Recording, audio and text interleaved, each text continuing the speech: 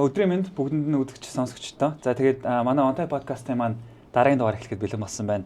За энэ дугаарын зочноор BCM гэж ярьдаг Business Council of Mongolia Chairman Төвөн Зөгт цагаал маань оролцож байгаа.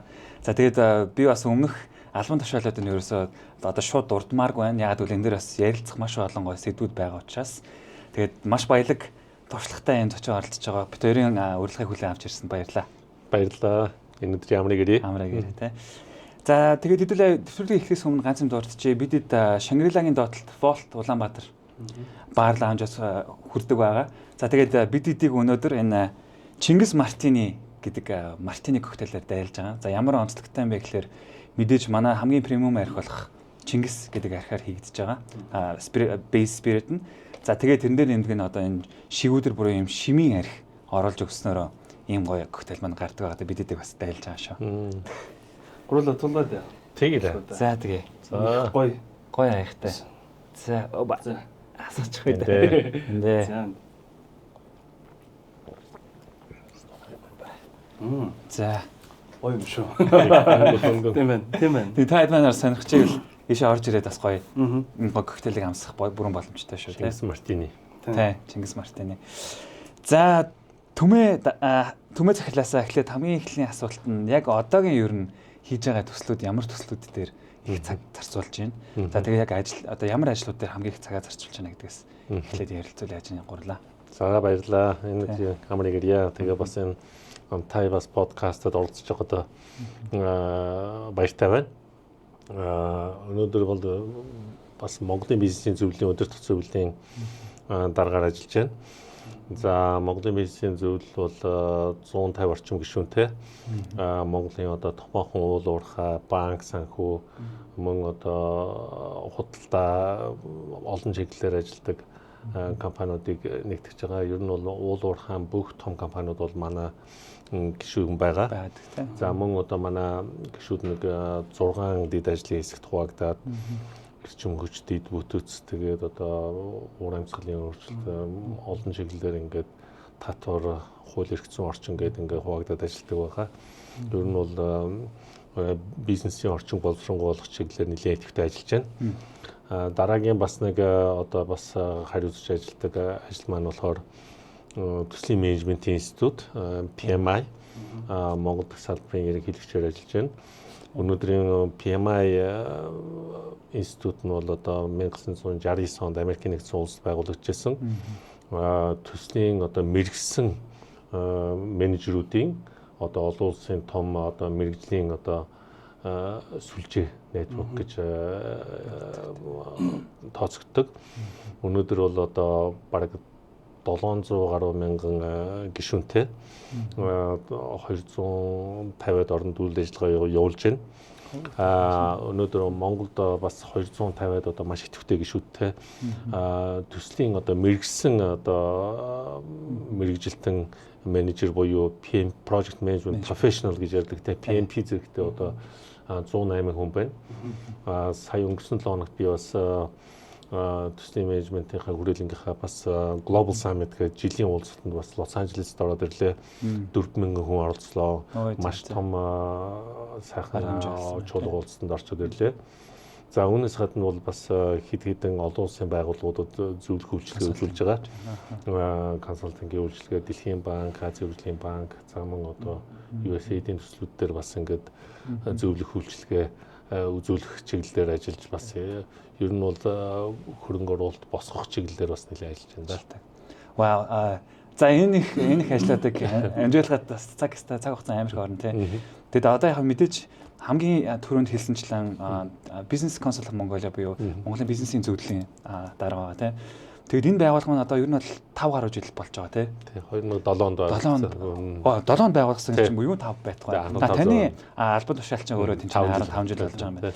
Тэгэд нэг юм гайхчихж магадгүй үзэгчд маань яг энэ зөвхөн майнинг гэж ойлгочих магадгүй. Ер нь Business Council of Mongolia гэхэлэр зөвхөн майнинг гэлтгүй бас тэр дотор нь олон бизнесүүд байгаа гэж ойлгох хэрэгтэй тий. Тэгээд одоо энэ Business Council of Mongolia та одоо President Chairman болоод 5 жилийн хугацаанд ер нь бас хамгийн том чаленжууд нь юу байв? Тэгээ ямар өөрчлөлтүүд Business Council of Mongolia дээр гарч ийн ер нь таны хугацаанд гаргаж ажиллаа тий. За Монголын бизнесийн зөвлөл 2007 онд байгуулагдсан байдаг. Тухайн үед бол бас нэлээд тийм одоо Хойд Америкийн одоо томоохон бизнесүүдийн төлөөллүүд бас нэлээд үүсгэн байгуулахад нэлээд идэвхтэй бас үүсгэн байгуулагчид нь оролцсон байдаг. Жишээ нь та бүхэн мэддэг бас нөгөө хаан банкны захирал байсан Питер Моргова, за мөн одоо нөгөө худалдаа хөгжлийн банкны бас Жим Дуайргаа тэгээд одоо гихмчлэнгийн бас тийм банкуд за мөн тухайн үед бас нөгөө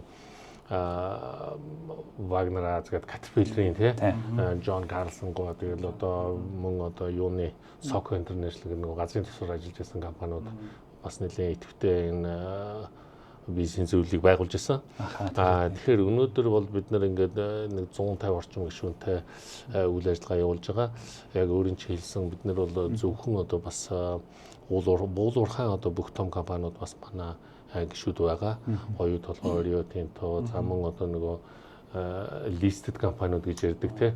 Erden Resources, тэгэл Step Gold, тэгэл нөгөө томоохон бас Elixir Energy гээл тэд нар бүгд одоо манай гишүүд байгаа.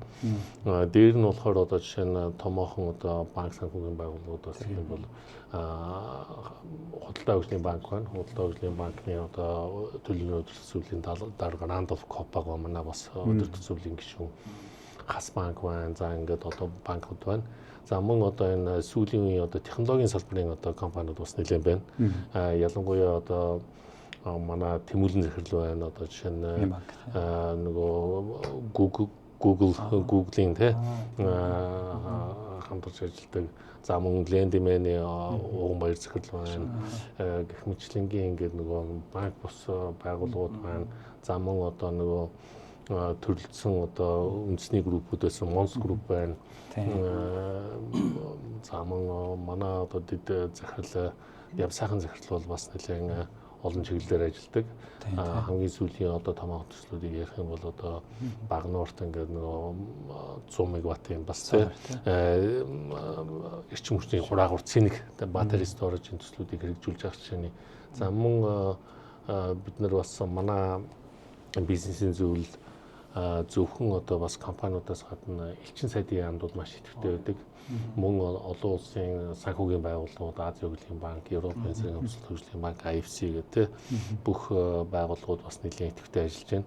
За дээр нь болохоор бид нэр энэ бусад бас энэ худалдааны танхимуудтай бас нэлээд идэвхтэй хамтарч ажилладаг. Евро Chamber, Америкийн худалдааны танхим, Английн худалдааны танхим, за мөн Монголд хятадын хөрөнгө оруулагчны цонхоо нийгэмлэг гэдэг бүгднтэй нь одоо маш идэвхтэй эдийн засгтай ажилладаг. Ер нь бол бид нэр нэлээд тийм идэвхтэй жилд бараг 50 орчим арга хэмжээ зохион байгуулдаг.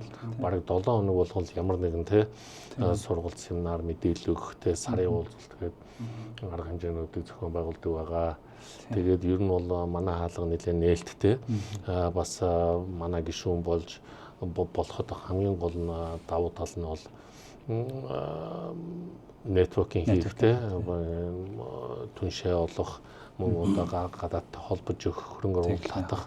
За бидний ер нь бол хамгийн гол ажил маань бол бизнесийн орчныг сайжруулах. Бизнесийн орчинд одоо нөлөөлөх хууль зохицуултууд одоо жишээ нь татварын хууль, ашигт малбарын хууль гэх юм уу, сая төрийн эмчлийн түншлийн хууль, хөрөнгө оруулалтын тоо хууль гэдэг энэ хуулиуд дээр одоо бид нар бас нэлээд идэвхтэй ажлын хэсгүүдэд оролцож ажиллаж байгаа. Сая шинэ засгийн газар гарч ирсний дараа бол бид нар бас энэ эрчим хүчний чиглэлээр бас нэлээд идэвхтэй ажиллаж байна.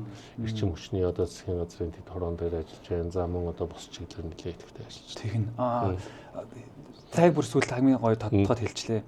Одоо гэдэг төр хувийн хвшлийн ажиллагаа амар чухал тий. Тэнгүүд одоо энэ мэдээж нэг бизнес консалт нэгдсэний дараагаар бол мэдээж бие биендээ үр ашигтай байдлыг нэгт үүсгэх. За эдийн засгийн тэр одоо хуулийн орчны мэдлэл одоо бүх тэр холбоо сүлбэг хийх болон заавар зөвлөгөө авах те. Тэгэхээр төр маань хувийн хвшилтайгаа хэр ойрхон одоо ажиллаж чадчихээн түмээ захирлаа. Та бас яг ингээд өөрөө гар бие оролцоод хийж байгаа хүний үед хичнээн энэ бизнесүүд нь хоорондоо аягүй гой харилцаатай байсан ч гэсэн одоо энэ төрийн хууль болон энэ эдийн засгийн орчин сайн нөлөөлж чадахгүй бол ямар ч нөлөө байхгүй те. Тэгэхээр энэ орчныг яг сайжруулахын тулд ямар ажлууд тийм бол ер нь бол төрийн инженерийн түншлэл бол бас нэлээд тийм нэлээд сайжрах нэлээд шаардлага байгаа. Ялангуяа бол одоо жишээ нь нөгөө уул уурхаагаас одоо нэлээд хамааралтай улсуудын бас тийм шинж тэмдэг Монголд бол нэлээд илэрч байна л да нөгөө уул уурхаагаас маш их орлого олж ирэхээр төр нь одоо жишээ нь юу гэдгийг одоо төмөр зам, эрчим хөгж, одоо газрын тос боловсруул үйлдвэрчдийн бүх төслүүдийг өөр төр өөрөө хийнэ гэдэг ингээд идэг тийм. Тэр нөгөө хувийн хвшлийг ажилуулах ч гэдэг юм уу тийм. Тэр юм дээр бол бас нэлээд тийм цаашд бол хувийн хвшлийн оролцоог нэмэгдүүлэх шаардлагатай. Тэгэхээр энэ маань одоо жишээ нь нөгөө нэг ямар эрсдэл үүсгэж болох вэ гэхээр ер нь бол ингээд нөгөө төр нөгөө ачаал нэмэгдэх тийм. Тэр нөгөө одоо том төслүүдийг хэрэгжүүлэх зээл авах тийм санхүүгийн ачаал үүсэх. Энийг бол одоо жишээ нь үн тарифын реформыг хийснээр бол хувийн хвшил бол одоо жишээ нь Улаанбаатар хотод метро яригдж байна тийм. Гэх мэтлэнгийн ингээд нөгөө янз бүрийн одоо шинэ төслүүдийг одоо хувийн хвшлийнхэн бол бүрэн хийчих болцоотой маш олон төслүүд байгаа. Тэгэхээр энийг бол нэлээд тэр цаашд бол бас нэлээд ажиллах орон зай байна л гэж харж байна. Сая төмөрс хэлжсэн компаниуд нь дандаа юм Монголын одоо уртаа ирдэг скол гадны хөрөнгө оруулалттай мундаг том компаниуд. Тэгээ анх үүсгэн байгуулсан хүмүүс ч гэсэн Wagner шиг одоо улуур хахан бол бүгд л мэднэ тэ. Тэгэхээр ер нь одоо миний ойлгож байгаагаар BCM дээр бол гаднаас орж иж байгаа компаниуд бүгд ер нь эхлээ BCM одоо юм чемберүүд рүү их ханддаг. Тэгэхээр таны хувьд ер нь энэ 25 онд ер нь гаднаас хөрөнгө оруулалттай одоо юм компаниуд хэр орж ирэхээр харагдаж байна. Тэрний прогноз юмнууд та хэд маань харагдаж байна уу? Тий. Одоо ер нь л бүгд л яриад байгаа. Гадны хөрөнгө оруулалт сайжирч ижил Монголд ер нь хөгжил хурдтай хөгжих боломжтой байгаа шүү дээ. Тий. Ер нь бол ингээд нөгөө та бүхэн бас харж байгаа нөгөө эдийн засгийн хөгжлийн яамнаас гаргаж байгаа статистик мэдээ за мөн одоо нөгөө хөрөнгө оруулалтын агентлаг тий сүүлийн жилүүдэд ингээд манай улсын одоо хөрөнгө оруулалтын чинь бараг 70-80% нь ингээд цэвэр уул уурхай тий тэр уул уурхай дундаа бараг нөгөө хамгийн том жин эзэлж байгаа нь оюу толгой тий тэгэхээр ингээд өнгөрсөн 2022-23 онд бол ингээд нөгөө оюу толгойн далдуурхан бүтээн байгуулалт дууссанаар үндсэндээ тэр нөгөө том хэмжээний хөрөнгө оруулалт ингээд дуусгах юм уу те. Тэгэхээр нөгөө уул уурхаагаас хэд хамаарлыг багасгах те. Ялангуяа нөгөө уул уурхай бус салбар руу те хөрөнгө оруулалт татах нь бол маш чухал байна л да. Ялангуяа одоо нөгөө орчин үеийн уул уурхай гэдэг бол ерөөсөө дандаа тийм автоматжуулсан хамгийн орчин үеийн өндөр бүтээмжтэй техник тий түүнээс тэр ажлын байр бий болох юм харьцангуй цөөхөн тий өндөр мэргэжлийн цөөхөн одоо жишээ нь цөөн тооны хүн ажиллаж байгаа шүү дээ. Жишээ нь оюутлахаа одоо жишээ нь бүрэн хүчин шатлаараа ажиллахад бол нэг 5-6 мянган хүн л ажиллах тий ер нь бол баг нэг Эрдэнэт уулын байжуулах үйлдвэрийн хэмжээний л хүн ажилтаа байх жишээ нь тий гэтэл яг нөгөө нэг ингээд ажлын байр олноор нэмэгдүүлэх салбарууд ч бол хөдөө аж ахуй үйлчилгээний салбар тий. Тэгэхээр тэр чиглэл рүү бас нэлээд тийм хөрөнгө оруулалт бол татах шаардлагатай. Тэгэхээр нөгөө нэг сая энэ 22 он нөгөө сар тахлын дууссаны дараа бол бас Монгол руу нөгөө ялангуяа одоо нөгөө уур амьсгалын өөрчлөлт тий. Нөгөө уур амьсгалын өөрчлөлттэй холбоотойгоор чухал ач холбогдолтой эрдэс баялаг гэх тий. Critical elements гэдэг нөгөө зис, литиум одоо жишээ нь юу гэдгийг никел те яг энэ нөгөө уур амьсгалын өөрчлөлийн шийдлүүдэж одоо чинь цахилгаан машинд л одоо хичнээн хэл зис орж ин те тэгэхээр нөгөө манай яг тэр одоо зисийн одоо экспорт нэмэгдэх шаардлагатай мөн одоо литиум одоо батарей хураагур шаардлагатай элемент одоо огцом эрэлт нэмэгдэх ч юм уу те тэгэхээр энэ юу одоо чиг хандлагаар бол Монголыг маш их сонирхож байна ялангуяа тийм юуны одоо жишээ нь газар ховор тэр чухал ач холбогдолтой элементүүд те дээр нь болохоор ер нь бол нөгөө нэг эрчим хүчний чиглэлээр бас нэлээд сонирхож байна. Тэгэхээр бол одоо нэлээд яригдж байгаа үн тарифын асуудлууд те нөгөө орчныг бүрдүүлэх чиглэлээр л одоо төр хувийнхан хамтраад л те хөрөнгө оруулалтыг одоо сайн татах чиглэлээр ажиллах шаардлагатай. Нөгөө төгөр сүүлийн жилүүд бол ингээд нэг улс орнууд одоо ингээд нэг тийм цар тахал заман одоо сүүлийн үед энэ одоо Орос Украины дан гэдэг ч юм уу те Израиль Хамасын одоо зэвсэг мөрөлдөөн шалтгаалаад ер нь улсууд ингээд нэг аль болохоор нөгөө ингээд глобалчлагдах процесс их хүчтэй явж исэн бол ер нь ингээд хумигдэж те улс орон нөгөө аль болохоор нөгөө гаднаас хамааралтай багасгах тийм тенденц их явж байгаа нөгөө нөхцөлд бол ер нь бол тийм нөгөө хөрөнгө оруулалт татахад бол бас амаргүй тий ийм учраас бол нэлээд нөгөөтэйгүр энэ зэвсэгтмөрдгөндөө шалгуулаад нөгөө тээвэр логистикийн тий бас бас өндөр хэвээрээ байгаад байна л да. Тэгэхээр бас нэг тийм нэг талаас амаргүй нөгөө талаас бол бас нэлээд боломжууд харагдлаа. Sponsored by CallPro, Unified Telecommunication Company. Түн зөвхөн нэг sustainable investment гэдэг ааш тий. Одоо урт хугацаанд хөрөнгө оруулалт амарч одоо оюутлын 2 удаа хөрөнгө оруулж байгаа лээ тий. Яг тийм хөрөнгө оруулалтыг татахын тулд Монгол тэр чигээр ер нь яг таны нүдээр шүү тий. Та өөрөө одоо эрчим хүч уул уурхай эксперт хүн маш олон жил энэ одоо салбарт ажилласан. Тэгэхээр яаж тэрийг ингээд татахад attention авахгүй тий. Attract хийх вэ? Тий. Ер нь цөмөн одоо жишээ нь сая бид нар оюутлогыг бас зурсан тулдаа оюутлогоо бол одоо анх ингээд нөгөө хайгуулын тусгай зөвшөөрлөө авч байсан нь бол 2004 он байхгүй. Тэгэхдээ одоо ингээд 70 дуурхайн бүтээн байгуулалт нь ингээд дуусах тийшээ 2023 он ингээд тооцсон бол бараг 20 жил болж ээж. Ингээд одоо энэ ийм одоо том хэмжээний одоо тий олон улсын хэмжээний тий world class гэж яриад байгаа шүү дээ. Олон улсын хэмжээний том төсөл одоо ингээд бүрэн одоо хүчин чадлаараа ажиллах хэмжээнд хүрж штэ. Тэгэхээр энэ ямар удаан хугацаа вэ? Тэгэхээр үнэхээр бол нөгөө уул уурхай чинь өөрөө маш их эрсдэлтэй. Нэгдүгээр тэр одоо нөөцөө тогтоох хэвээр дараа нь тэр хөрөнгө оруулалтаа босгох тий. Тэгэхээр ер нь бол хамгийн гол асуудал бол ерөөсөө тогтвортой орчин тийм ээ. Тэгэхээр нөгөө нэг төв засгийн тогтвортой ямар ч бас нөгөө нэг predictable гэж ярьдаг шүү дээ тийм.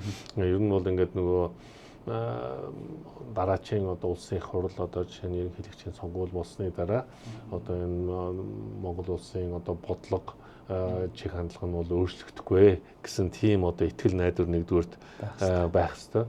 Нөгөөдөгөр бас сүүлийн үед бас нэг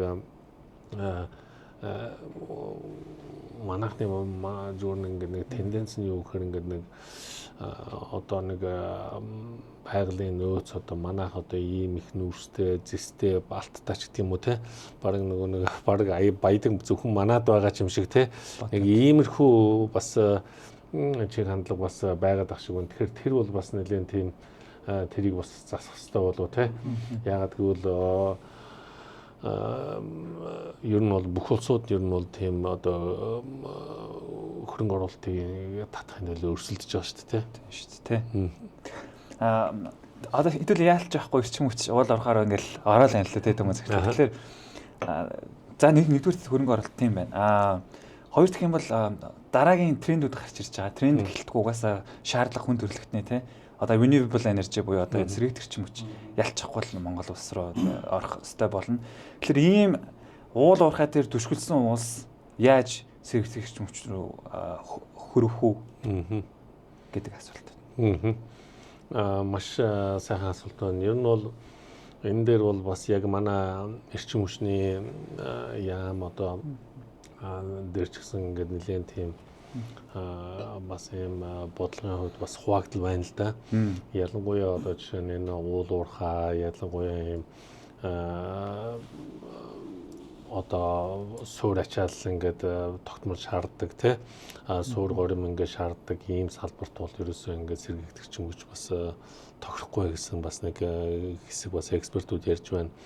Нөгөө талаасаа бол Монгол улсын бас нэг байглаасаа бол маш их тийм нүүрсний нөөцтэй одоо маш их хүрэн нүүрс мөн одоо хогцох нүүрсний нөөцтэй энэ нь болохоор бас ингээд нэг талаасаа бол ингээд эрчим хүчийг бас ингээд цахилгаан дулааныг хямд өртгөр үйлдвэрлэх бас боломж байна. Нөгөөтэйгүр дэлхийн нийтээр энэ уур амьсгалын өөрчлөлтгээд ингээд ялангуяа юм хатуу төлжтэй нүүрснээс татгалзах ийм чиг хандлага маш хүчтэй явж байна л да.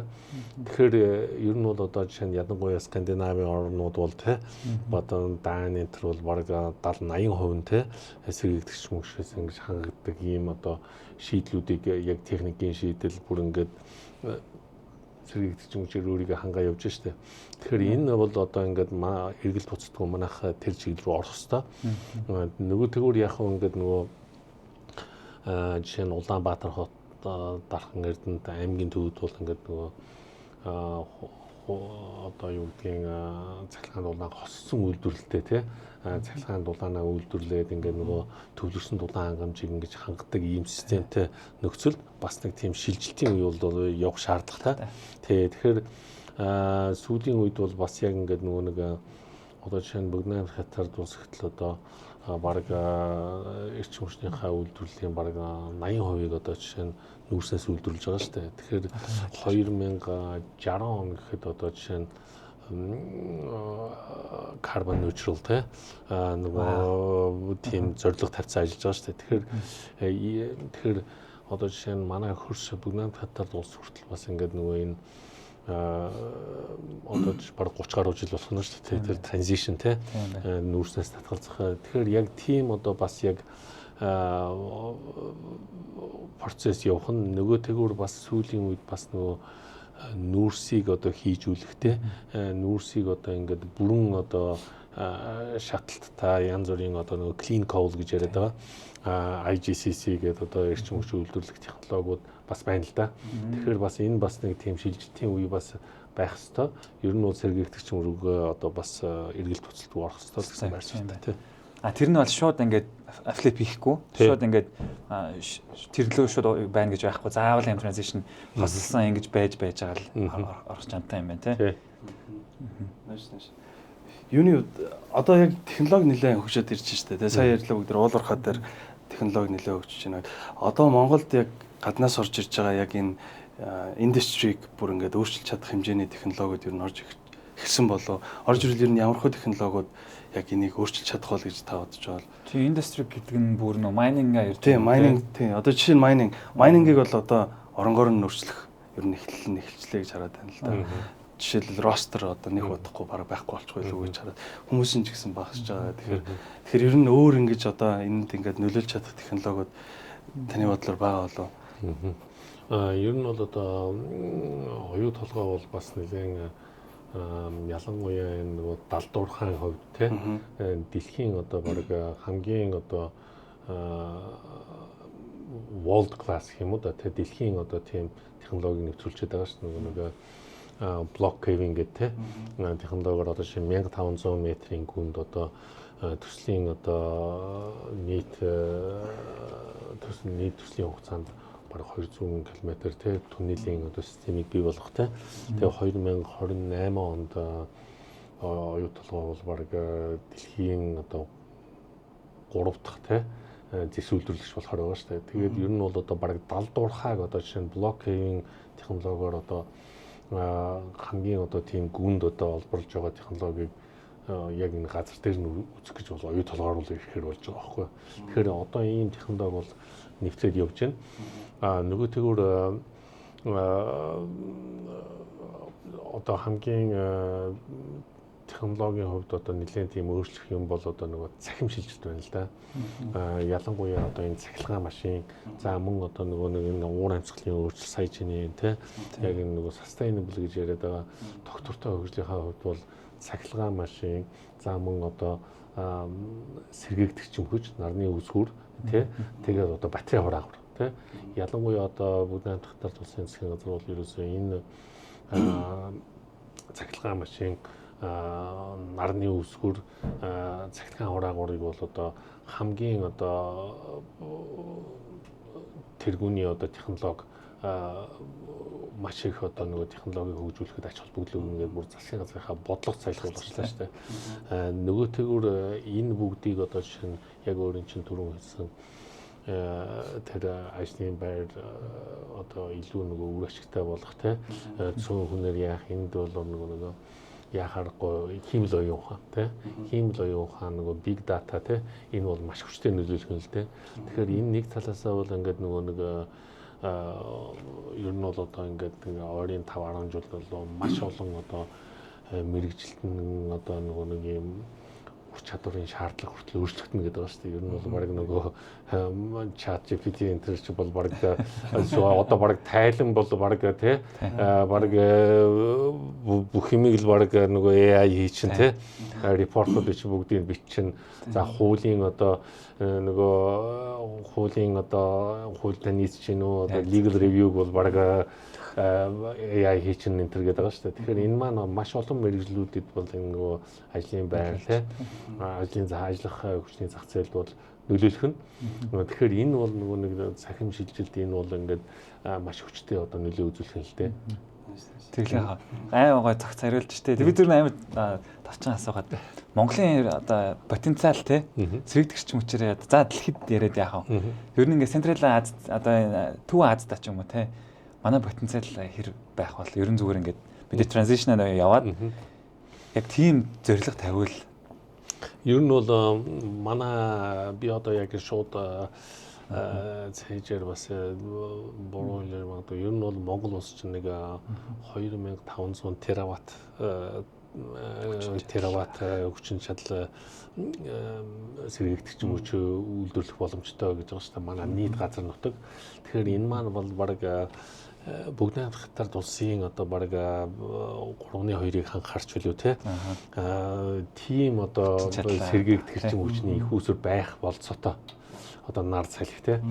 Тэгэхээр энэ маань бол одоо үнэхээр нөгөө ирээдүйдээ маш их боломжтой. Тэгээ ялангуяа одоо нөгөө сая энэ нөгөө цахим нөгөө хиймэл оюун ухаан ялангуяа бүх юм ингээд нөгөө AI, ChatGPT ингээд яхаар нөгөө маш их нөгөө компьютерийн одоо ачаал маш их нэгдэх юм байна л да. Тэгээ нөгөө сая та бүхэн мэдээж нөгөө крипто гэдэг нөгөө биткойн гэдэг нөгөө дата майнинг гэж ярьдаг тийм. Амар хэрчим хүч. Тэгэхээр нөгөө маш их хэрчим хүч шаарддаг. Тэгээд ирээдүй бол ерөөсөө дан ийм компьютер серверүүд маш их одоо хэдэн мянган гараач тийм. Маш олноороо ажиллах шаардлагатай болно. Тэгэхээр ерөөсөө тийм эрчим хүчний их усүр ерөөсөө маш найдвартай байх хэрэгтэй. Тэгэхээр тэр утгаараа бол одоо Монгол улс бол ерөөсөө яг тэр сэргийгдэх эрчим хүчний маш том хаб болох боломжтой. Тэгээ одоо та бүхэн бас мэдээж нөгөө Азийн супер сүлжээ гэдэг Asia Super Grid гэдэг тийм Gobitech гэл одоо бас маш олон тийм бүс нутгийг одоо том хэмжээний сэргийгдэх эрчим хүчний их усүрээр хангах төслүүд бас концептын хувьд яригддаг. Тэгэхээр тэр бол одоо бүрэн боломжтой. Тэгэхээр энийг бол одоо бас хөгжүүлж ажиллах боломж байна гэж харж байна. Тийм байна. Эксперт хүнээс ийм сонсоод бас гоё. Би яг зөв залуу хүний хувьд бодоол ингээл манайхаас ийм гоё. Renewable energy хараа ингээл бас зардаг амар том хаб болол тий. Би бас Төмөн захирлын илүү нөгөө хөвийн бас карьерийн руу орох сонирхолтой байна. Тэмүүлэндээ өөрөө яг энэ эдийн засгийн болон одоо бизнесийн орчинд асуух асуултууд байна. Айгу би шууд PMI талаас нь. Тийм хэдүүлээ бас тийм амар багхан цаг багталсан юм чинь тий. Төмөн захирал маань General Electric ажиллаж исэн. За World Bank-т ажиллаж исэн. Энэ чинь бас нэлээд залуу багтаад ажиллаж исэн үед тий. Тэгэл яг тухай тэр залуу байх үедээ энэ одоо байгууллагуудад яагаад сонгож ажиллаж байгааг те та яагаад энэ эрчим хүч уул уурхайн чиглэлийн ажлууд руу ингэ тэмүүлв та тэр гоё залуу байх процессоос заалтаж те. За баярлалаа. Дэлхийн банкнд бол нөгөө нэг дид бүтцийн одоо төслүүдийн одоо хариуцсан төслийн удирдагчаар ажиллаж байсан. Тэгээд тухайн үед бол бас нэлээд олон төслүүд дээр бол бас ажилласан. Ер нь бол одоо Улаанбаатар хотын гэр хороол за мөн одоо 9 аймгийн төвийг ингээд нөгөө гэр хорооллын одоо түгээх сүлжээнүүд бол тухайн үед нөгөө цахилгааны тоолор байхгүй. Та нар бараг сонсч ирсэн өөрөө задгаагаар өвчдөг байсан. Бараг нөгөө хэдэн орзетиктэй тий бараг орзетикийнхаа тэгээд тэр зүгээр ингээд ямар ч тоолооргүй эрчим хүчээ ингээд нийлүүлжсэн гэдэг бодохоор тэр алдагдал нь ямар байх вэ тий. Тэгээд тэрийг нөгөө тоолоржуулах тийм эрчим хүчний төсөл байсан. За мөн одоо 100 мянган нарны гэргээд те 2001 оноос засгийн газрын хэрэгжүүлсэн төсөлтөөр бас Дэлхийн банк, Голланд засгийн газрууд бас хөрөнгө оруулалт хийгээд хөдөөгийн одоо 100 мянган өрхийг ингээд нөгөө нарны панел те нийлүүлэх ийм төсөл явсан. Тэрэн дээр бас төслийн удирдагч байлаа. За мөн одоо Улаанбаатар хотын гэр хорооллыг энэ нөгөө ус төгөөгүүрийн газрууд байдаг шүү дээ те.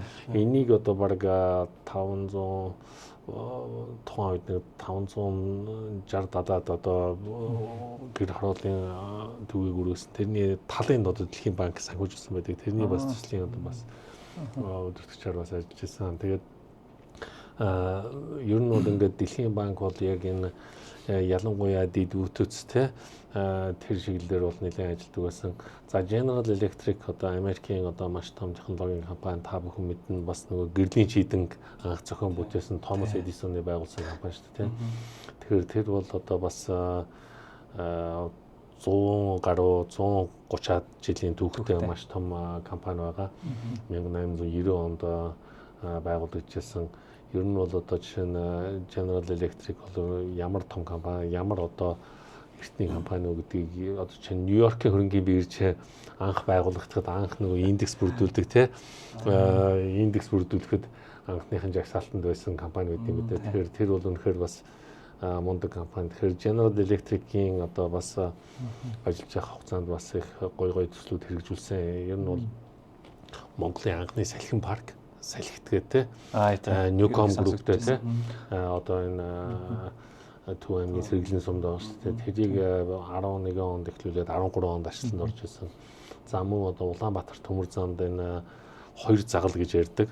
Энэ нөгөө зүтгүүрүүдийг те нийлүүлж одоо бас нэлээд тийм яажсэн. За мөн одоо оюу толгой Эрдэнэ дуулын байжуулах үйлдвэрт энэ том ботлуурын одоо хөдөлгөөрүүд за мөн энэ хоёрдугаар эмнэлгийн төрийн алба агштын эмнэлэгт одоо MRI компьютер томографи аппарат за мөн одоо энэ Miat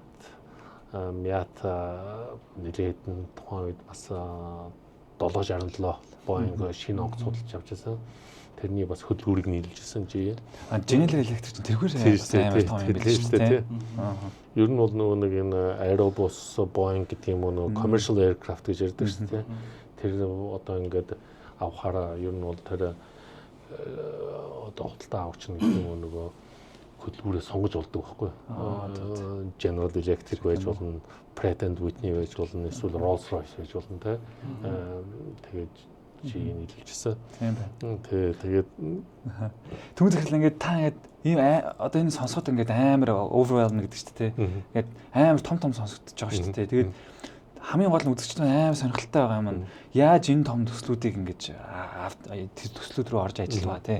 Яаж сонгогдвоо гэдэг хамгийн том асуулт байгаа. Тэгэнгүүт мэдээж та ингээд тань хувийн зарчим байгаа те. Тэгэл яаж энэ төслүүд рүү ер нь ингэж залуучууд хүчтэй орж ажиллах хэрэгтэй юм бэ? Ер нь тийм ямар зарчимтай байх вэ? Монголын хамгийн томлох төслүүд шүү дээ. Ер нь бол бас энэ томоохон төслүүд миний ажиллаж байсан одоо General Electric гэдэг юм уу, Дэлхийн банк гэдэг юм уу, энэ бол бас нөгөө өөрөө их том байгууллагууд тийм ээ. Яг одоо жишээ нь Дэлхийн банк гэхэд одоо 100 гаруй оронд үйл ажиллагаа явуулж байгаа. General Electric ч гэсэн одоо бас Дэлхийн бараг 150 оронд үйл ажиллагаа явуулж байна тийм. Тэгэхээр энэ бас байгууллагуудад ингээд нөгөө нэг орж ажиллана гэдэг бол бас нэг талаасаа нөгөө мэрэгжлийн хувьд бас нэлээд тийм бэлтгэгдсэн байх хэрэгтэй тийм нөгөө хүн бол нөгөө хамгийн гол нь бас нөгөө өөрийгөө банк нөгөө мэдлэг боловсруулаа нэмэгдүүлж тийм за тэгээд мэдээж одоо нөгөө нэг одоо тийм танаа компани бол маш сайн мэднэ багаар ажиллах чадвар тийм тэгээд нөгөө хувь хүний нөгөө зан чанараа тэр чанаруудаас шалтгаалж л одоо бас тэр байгууллагууд орж ажиллавал бол бас ингээд нөгөө юмыг бодоод нэлээд тийм том зургаар хардаг туршлагатай болдог бас гэж хэлэх байна. Sponsored by CallPro, Unified Telecommunication Company. Та ингээд та өөрөө эрчим хүч ер нь юг эрчим хүч болон юм уулуурхайн чиглэлийг анханасаа сонгож суралцсан уу? Мэргэжилтэн болохын тулд. Анх бол би ер нь бол 10 жил төгсөөд бол Оросын холбооны улс Москвад эрчим хүчний дээд сургууль явсан. Тэр бол манай цэвэр аав маань одоо эрчим хүчний инженер хүн байсан. Тэгээд аав маань л одоо бург би нэг дүүтэй тэгээд манай дүүд хоёулын та хоёр миний мэрэгчлэр явна гэхэл баг сонгож байсан. Тэгээд эрчим хүчний инженер бас тэгээд сүүлд нь бас Америкийн нэгдсэн улсад төрийн бодлого төрийн удирдлагын бас мастер хамгаалсан тий. Тэгэхээр яг тухайн үеийнхэн л яг ер нь зарчмаар явсан байна тий. Тэгэл та яг тэгтээ хүмүүс ч амар их мэрэгчлээ солилцсон байдаг шүү дээ үзэгчлээ. За ингээл мэдээж Москва зөндөө сургууль руу явсан байжгаад хүмүүс амар мэрэгчлээ солилцдог байхгүй тий. Та яагаад эндээ яг гэр бүл тухайн салбарт байсан учраас та ингээд үлдсэн үү? Таны шийдвэрл байгаа шүү дээ мэдээж тий. Тэгээд яг хүн чинь нэг тийм юу гэдэг чинь ингээд нэг юу гэдгийг чи одоо эрчим хүчээр сурчаад юу гэдгийг гэвгэнт одоо юу гэдгийг санхүүж болно гэж байхгүй шүү дээ. Тэгэхээр чинь ингээд нэг тийм хүн болоо. Гэхдээ бол одоо бол бас нэлийн тийм мэдлэг бол хязгааргүй болсон ба шүү дээ. Хүн одоо хүсхийн бол одоо ингээд нэг тийм юу гэдгийг 3 жил 5 жилийн дотор тий яг өөрийнхөө одоо шинэ чиглэлийг ингээд тий судлаад явах юм бол үнэхээр маш их боломж байна. Ялангуяа одоо жишээ нь сүүлийн үед бол одоо энэ Америкийн одоо томоохон сургууль тий Харвард тэгээд Нью-Йоркийн сургууль ингээд том сургуулийн профессоруудын одоо хичээлүүд нь бүгд онлайн зүгээр байж шүү дээ. Үн төлбөргүй тий бүгдийн ингээ бичлэгүүд нь байна. Одоо тэр лекцүүд нь ч байна. Ерөөсөө тэр мэдлэг авъя л гэж бодох юм бол чи хаана байна интэгч байна уу одоо монголч байна уу тий хамаагүй wifi тал бол тий бараг тэгэл тэр одоо дэлхийн мэдлэгийг авчиж болж шít. Гагцгүй харин нөгөө хүний хичээлд очиж суугаад нөгөө кредитийг аваад төлбөрийн төлөөд яг нөгөө мастер гэдэг юм уу тэр дипломыг авах хэвээр болоо янууч түрүүш мэдлэг бол одоо ямар ч тийм хязгааргүй болсон байна. Тэгэхээр энэ бол маш их том боломж гэж харж байна л да тий. Залуучууд бол эргэлзээд тий. Тэгэхээр энд шууд төгсгчлээс асууд одоо энэ нэлийн тийм том топик болчиход байна шүү дээ. Их сургуульд явах хэрэгтэй үгүй юу гэдэг. Одоо та мастер Индиана University хийсэн. Тэгэхээр өөрөө яг мастер хийгээд үзсэн бас Америкийн нэлээд том сургуульд яваад үзсэн үнэ.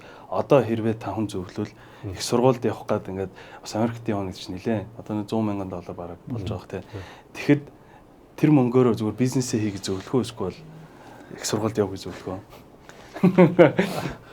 Би бол одоо ер нь боломж байвал бас тэр яг сургуульд нь сурах хэрэгтэй л гэж би бас зөвлөнө. Нэг талаасаа ингээд нөгөө нэг түрүүн миний хэлсэн одоо жишээ нь юу гэдгийг Монголд байж байгаа тэр одоо контент тэр мэдлэгийг ингээд авч болж байгаа боловч яг тэр одоо нөгөө нэг анги танхимд суугаад нөгөө лекцийн сонсоод семинарт нь суугаад тэр оюутнуудтай ингээд ярилцаа тэр мундаг одоо профессоруудтай ярилцсан гэдэг нь нөгөө тэр одоо амьд тэр харилцаа бол маш их юм өгж байна л да. Нөгөө тэгүр чинь одоо би бол ингээд яг зөвлөлт холбоот улс гэж байх одоо яг хуучин системийн одоо жишээ нь Оросд одоо хуучин системийн одоо дээд сургуульд одоо Оросын одоо яг системээр ингээд хичээлдээ явж байгаа зочиод өгөөд шалгалт өгөөд явдаг нэг ийм систем. Яг ингээд Москвад сурлаа. Дараа нь ингээд яг Америкийн нэгдсэн улсад очиод тэр одоо шинэ мастерын одоо яг кредит ингээд яагаад гэвэл систем шал өөр. Шинэ Америкийн систем бол ерөөсөө ингээд нэг тийм юу лин гэдэг юм уу те. Ер нь бол тийм нэг нөгөө тухайн сурч байгаа хүнд илүү одоо санаачлах те өгсөн. Ингээд нөгөө өөрөө ингэж нөгөө маш их юм уншиж боловсрч те өөрөө ажиллах тийм их хийх шаарддаг.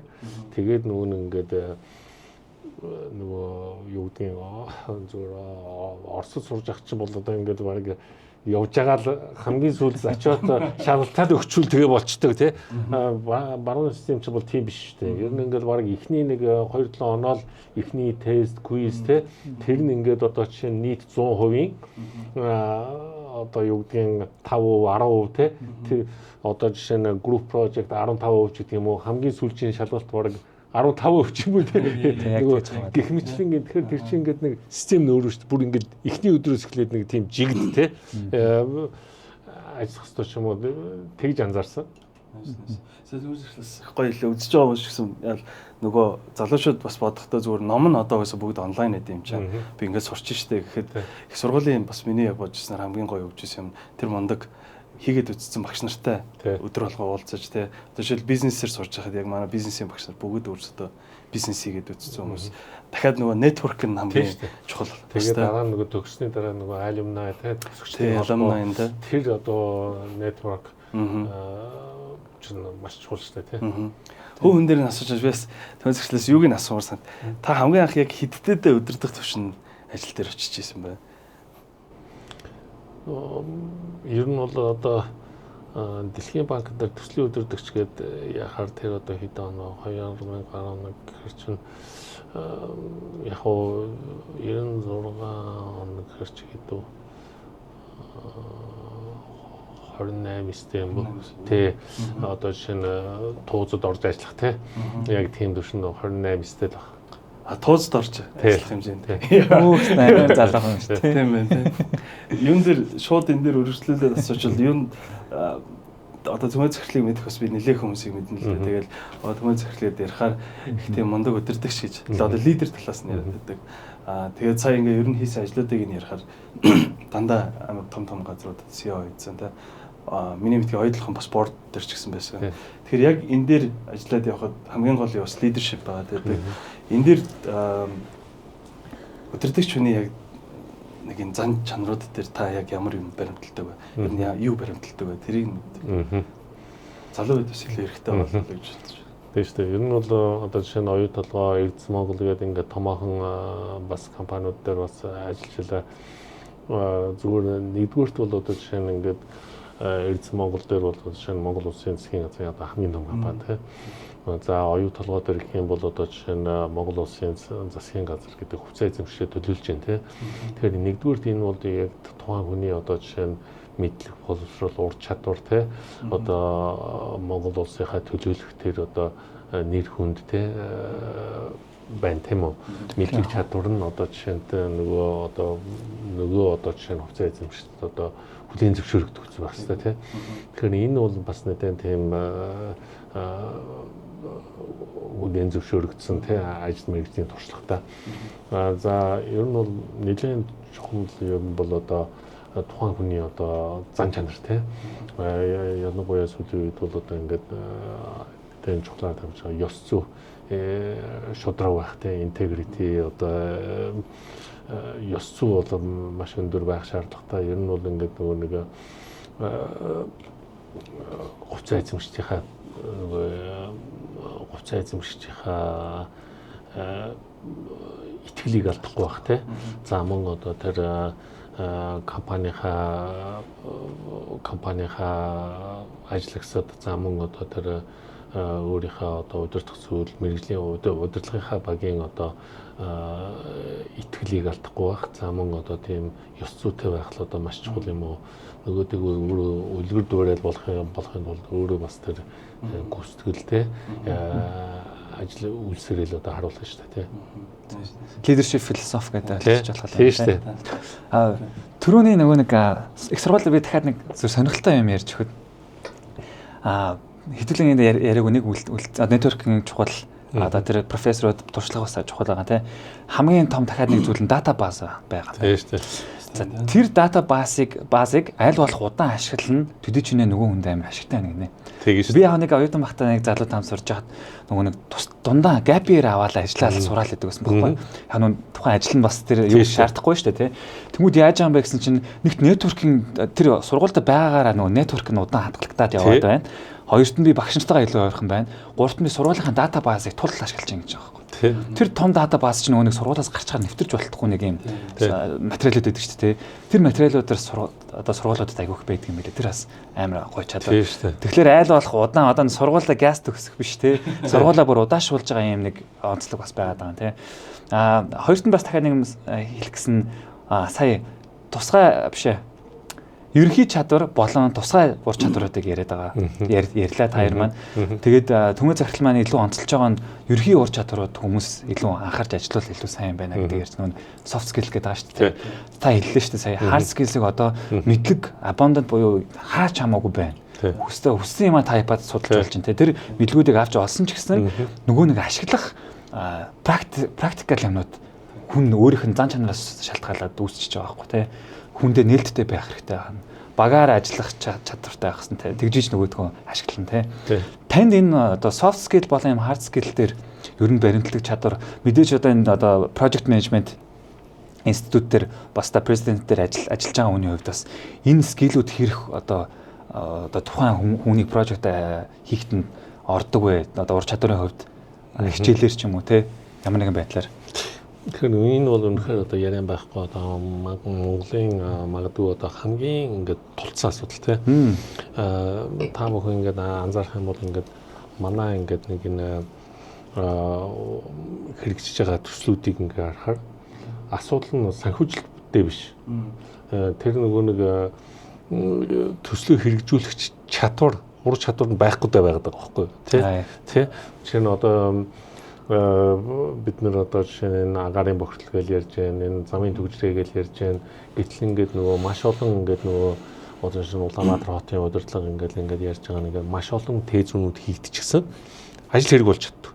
Яагаад ажил хэрэг болж чадахгүй юм бэ? Яагаад тэгэхээр тэр тээзүү бичих цаас ингээд одоо жишээ нь өчнөө одоо жишээ нь замын чиглэлээр, төмөр замын чиглэлээр эрчим хүчний чинь бодлогод гарцсан байдаг тий. Цаасан дээр л байгаад байдаг.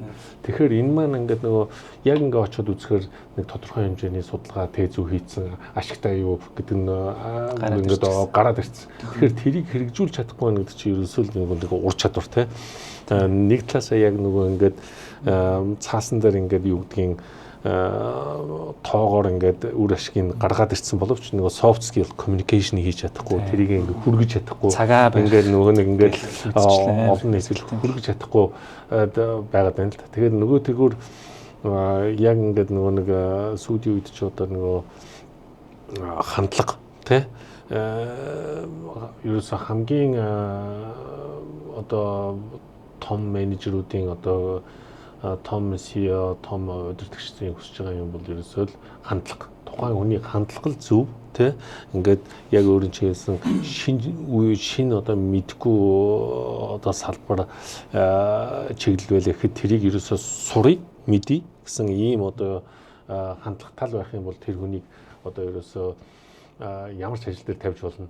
Бүр тийм үг байгаа шүү дээ. You hire the attitude, teach the skills гэдэг тий. Ерөөсөө тэр хандлага зөв байх юм бол тэр хүнийг ингээл зөв чиглүүлээ явуулчихна гэх тий.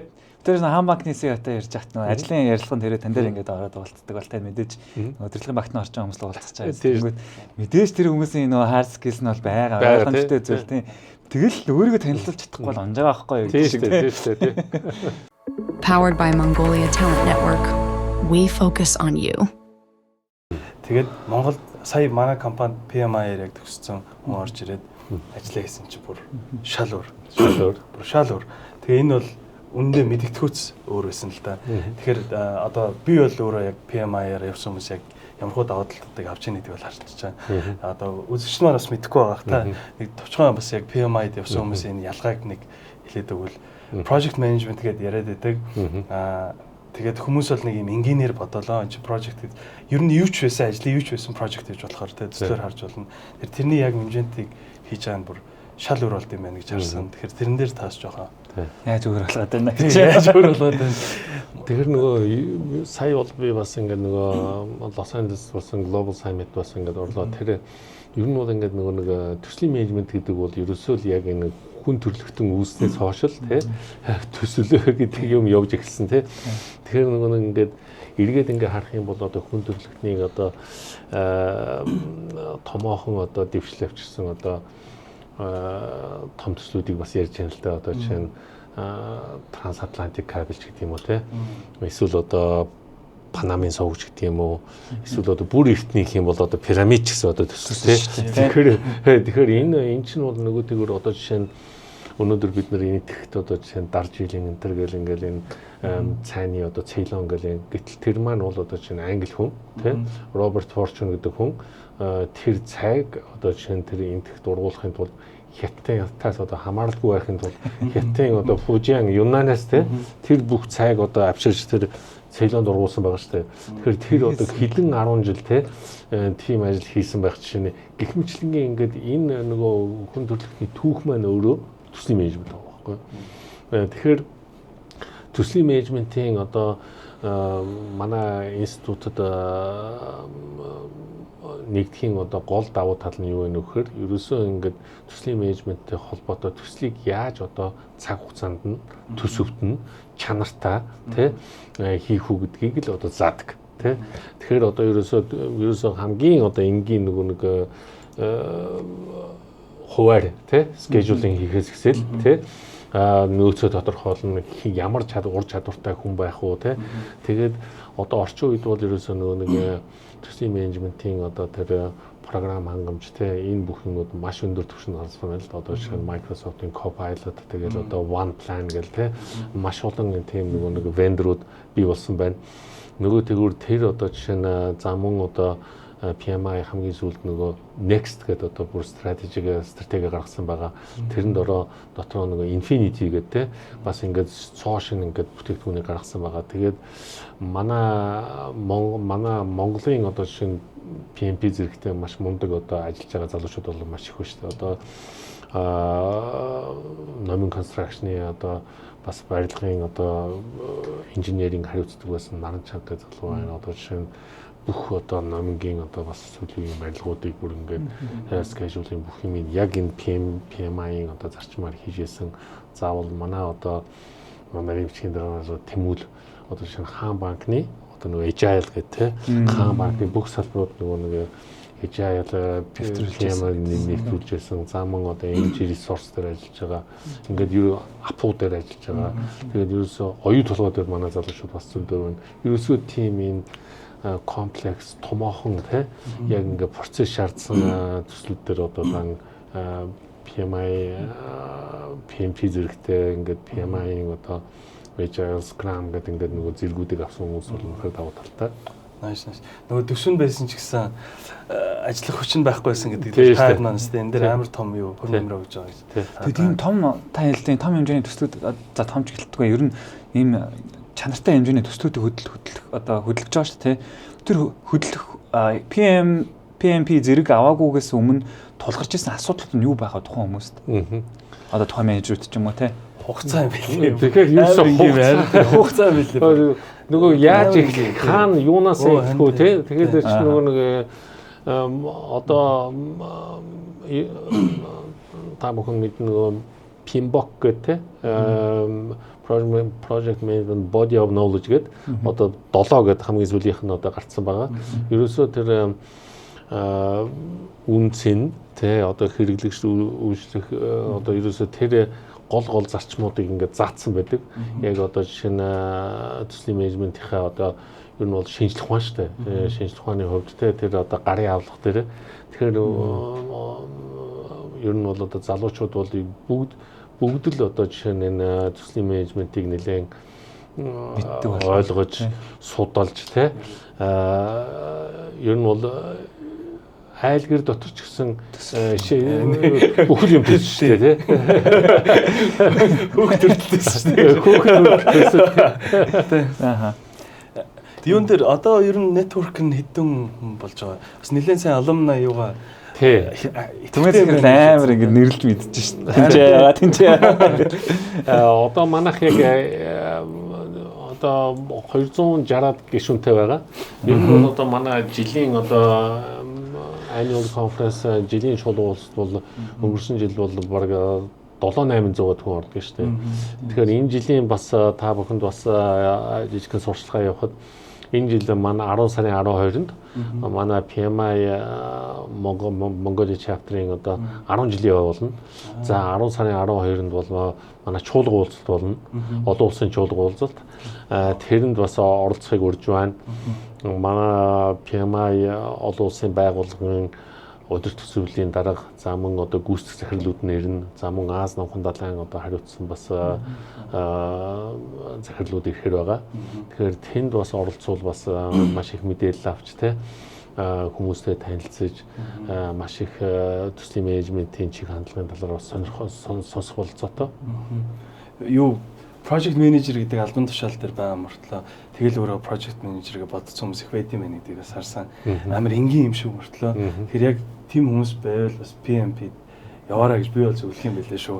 Амар энгийн ингээд саний хэлж байгаа энгийн гэдэг нь хугацаа гэдэг юм дээр хүртэл мэдтгүүл юм байлээ. Тэрийг яг ороод хугацаанда, бажетанда гэдэг уг нь амар ойлгомжтой юм шиг мөртлөө project sponsor хинг байдیں, project owner нь юм байдیں гэдгийг мэдэхгүй мөртлөө project manager гэж явж байгаа хүмүүс бас байгаа. Тэгэхээр team хүмүүс байвал одоо яг өөрийгөө team гэж хэлэхгүйгээр ч гэсэн ер нь сурах юм бол зөндөө тэнд байгаа юм байна.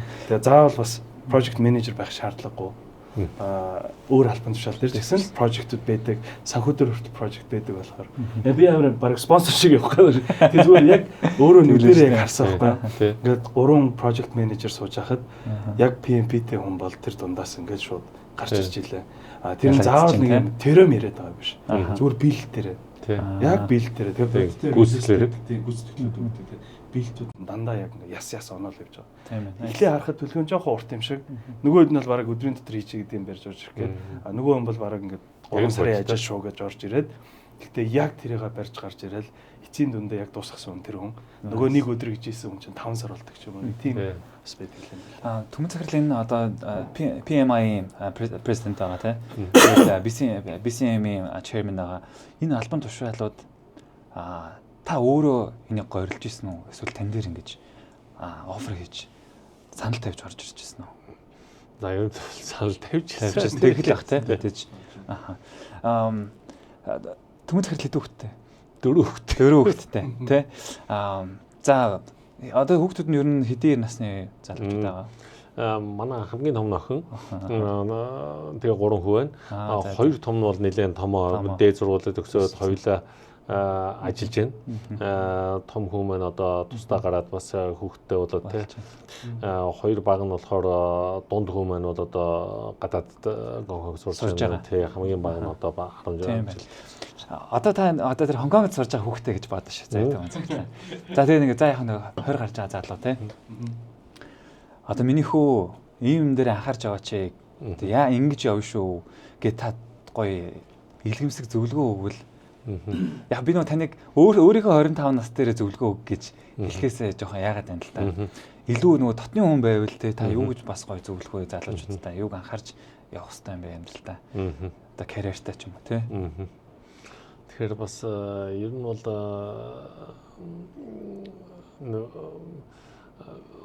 одоо миний оюутан байх үе ч гэдэг юм уу одоо манай хүүгийн тэр оюутан байх үеэр бол тэнгэр газар хоёр шиг байна л да. Ялангуяа одоо орчин үе бол энэ мэдээллийн зүг тий.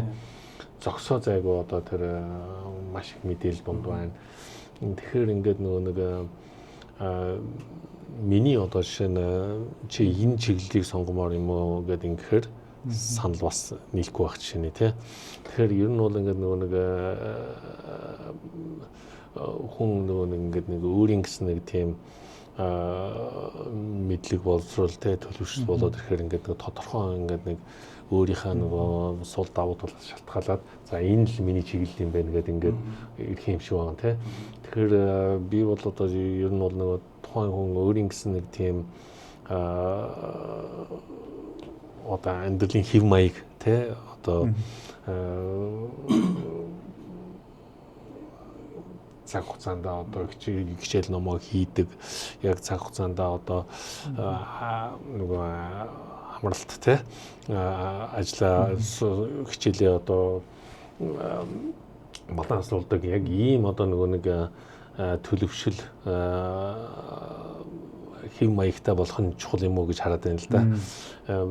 Ер нь бол ингээд нөгөө та нар ч гэсэн одоо хүүхдүүд бага хүүхдүүдтэй эцэст нөгөө нэг зөв хүн болох нь их чухал байдаг те хүмүүжил те зөв хүн гэдэг нөгөө төлөвшлийн л ингээд яачих юм бол цаашаа бол тэр хүн өөрийнхөө одоо юу гэдгийг те сонирхож байгаа чиглэл рүүгээ явчих хэвээр болов гэж бодчих шээ. Өөрөөр нь нэр нь нэлээд сайн шийдвэр байна. Гар оруулах чинь те. Юуны сая ингээд за одоо залуу үед ингээд зөвлөл гэдэг чинь нэлээд их хүмүүсийн хувьд одоо таны яг ингээд явсан карьерийг харах юм бол одоо бодож байгаа, амбицлж байгаа юм байгаа хэл та. Тэр одоо яг ийм хэмжээнд хүрсэн хүн яг өөрийнх нь легасиг үл яг та юу боддог бол. Вау. Энийг бодож ирсэн үү? Араа одоо би яг өөрөө бодож эхэлж байгаа. Яг ингээд ийм том юмнуудыг хийгээд явсан хүн. Яг одоо таны легаси яг за би легасигээ хийлээ дээ гэдэг нь таны хувьд одоо яг яаж харагдаж байна? Легаси гэхээр одоо яг нэг хувь хүний легаси гэхээс илүү одоо жишээ нь том одоо жишээ нь оюу толгойч гэдэг юм уу, Эрдэс Монголч гэдэг юм уу, эсвэл одоо Дэлхийн банк гэдэг энэ дандаа тийм том баг те том одоо нөгөө олон оролцогч стейкхолдеруудтай ийм байгууллагуудад ажиллаж байсан байл те. Тэгэхээр тэрэнд одоо жишээ нь миний хувь нэмэргээ те яг тухайн үедээ одоо жишээ нь яг тэр одоо орон зайд те ажлыг тодорхой ажлыг хариуцаад явж байхдаа бас тэр одоо жишээ нь юу гэдгийг оюутлогоор жишээ нь би 18-аас 20 оны хооронд ажиллаж байсан байна. Тухайн үед бол одоо жишээ нь санхүү аудитын одоо хороо ахлаад ялангуяа далдуурхан бүтээн байгуулалт гэдэг яг жинхэнэ одоо эд явж явах үед те явжсэн. Тэгэхээр одоо жишээ нь далдуурхан одоо бүтээн байгуулалтанд бас одоо хувь нэмрээ оруулж ирж гэдэг юм уу ингээд эргээд одоо санахад бол сайхан л байна л да. Тэгэхээр ер нь бол ингээд нөгөө хийсэн ажил болгон дээр бас өөрийн гэсэн тийм одоо сайхнаар дурсагдах тий тэр маань л одоо миний өөрийн legacy тий түн захирал одоо нөгөө нэг хэдүүлээ ярьж байгаа штэ ер нь танд амьдралд чинь нөлөөлсөн менторуд гэж гоё та дурдвал тэгээ тэр хүмүүсээс авчирсан гоё тийм гоё чамин зөвлөгөөнүүд байсан бол одоо гоё бидэртэй хуваалцаач. Ер нь бол би бас нэлээд тийм олон одоо тийм мундаг профессорууд тий одоо мөн одоо төрийн албанд байх ч гэсэн ингээд мундаг бас өөрийн гэсэн арга барилтай тийм менежерүүдтэй ажиллаж байсан. Тэгээ одоо шинэ төрийн албанд байхад бол одоо ингээд миний одоо жишээ нь яамд байж хахад одоо миний нэг газрын дарга хүн бол одоо тийм багийн зарчмыг те их юу яадаг. Тэр бол өөрөө тийм бизнесийн одоо нэлээд туршлагатай хүн байсан. Тэгээд тэр хүн болохоор жишээ нь одоо ингээд нөгөө нэг зарим ажлууд чинь бол ингээд нэг тулаал те. За маргааш одоо ийм дуусахгүй болохгүй гэл ингээд тулаад ирдэг шүү дээ. Тэгэхээр ингээд нөгөө нэг мэргэжлэнд хариуцуулсан байдаг ч юм уу гэтэл нөгөөх нь амжихгүй ч юм уу те.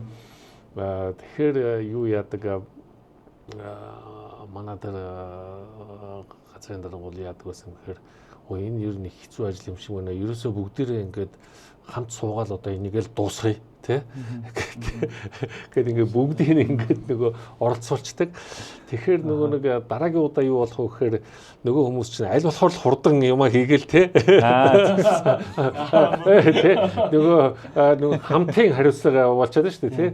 Гэх мэтчдэнгийн ингээд нэг тийм ингээд нэг хүнийг ингээд чи энийг хийгээгүй юм уу гэдэг ингээд чи надад дуусгач гэдэг юм уу тийхгүй тий ингээд ерөөсөө л хамтдаа л дуусгая одоо ингээд суугаал одоо хэд төрдөгсөн үү гэдэг ч юм уу тий гэх мэт ингээд тэгээд ер нь бол ингээд нөгөө бас ингээд Америкт байсан профессорууд бол нөгөө мэдлэг тэр ялангуяа ингээд нөгөө тийм хуваалцаж яг ингээд тэр мундаг хүмүүсүүд ерөөсөө тэр нөгөө яг тухайн нэг асуудлыг шийдэх биш. Ерөөсөө нөгөө ингээд тэр асуудлыг яаж ингэж нөгөө яг нөгөө thinking гэж ярьдаг шүү дээ. Яг тэр яаж сэтгэж энэ асуудлыг шийдэх вэ? Зөвхөн энэ асуудлыг биш. Ер нь ямар нэгэн асуудлыг тэр одоо нөгөө сэтгэлгээний загвар гэдэг юм уу? Тийм mental thinking тэр чигдүүлж өгдөг улсууд их мундаг менторуд байт юм лээ.